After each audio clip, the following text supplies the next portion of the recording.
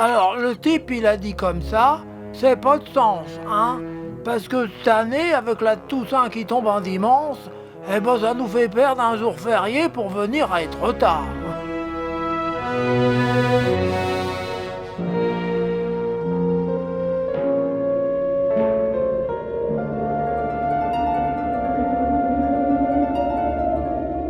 Bah oui, Nico, tu te souviens?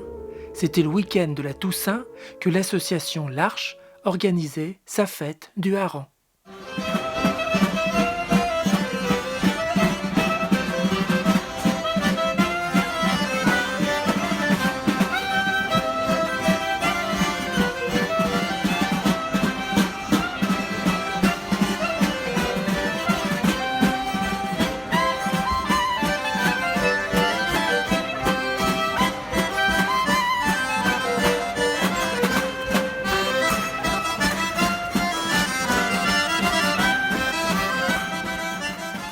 C'était aussi la tournée des cimetières en famille.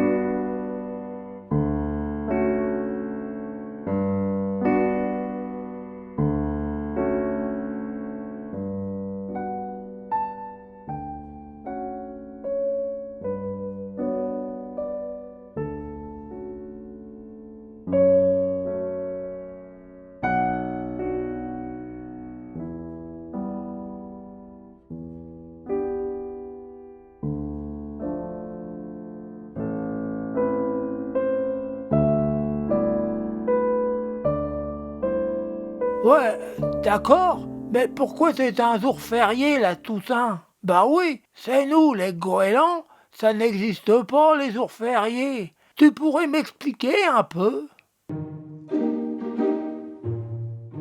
Tu vois, Nico, la Toussaint est l'une des grandes fêtes religieuses de l'Église catholique. Selon certains historiens, c'est le pape Grégoire IV, vers l'année 835, qui aurait décidé qu'elle serait célébrée le 1er novembre.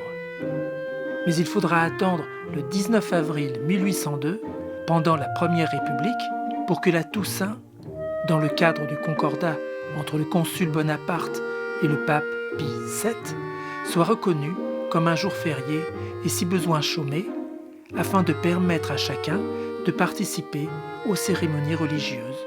Bon, d'accord, mais pourquoi c'est si important cette fête?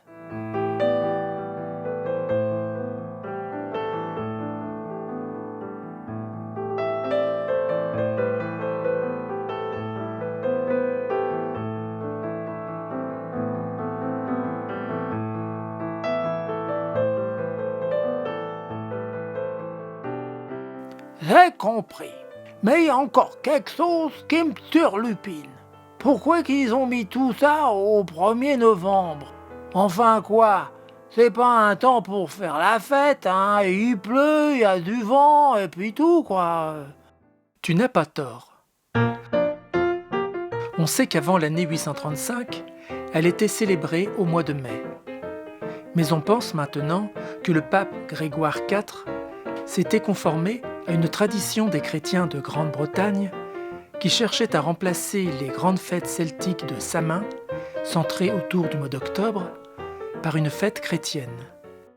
C'était quoi la fête de Samhain?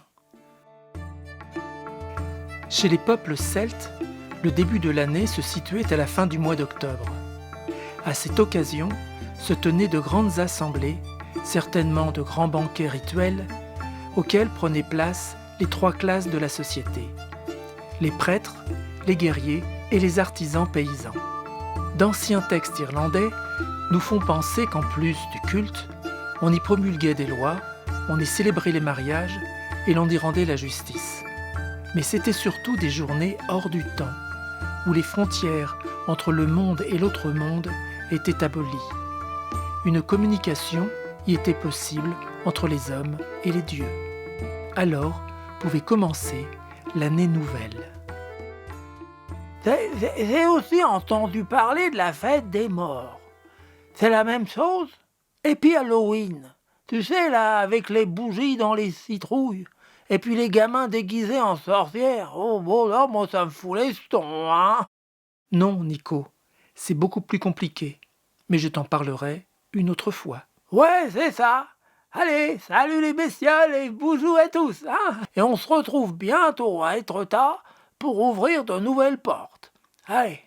Ah bah tu peux y aller, Polo, ça y est, tu peux envoyer le générique, hein. C'est fait, là, c'est fini.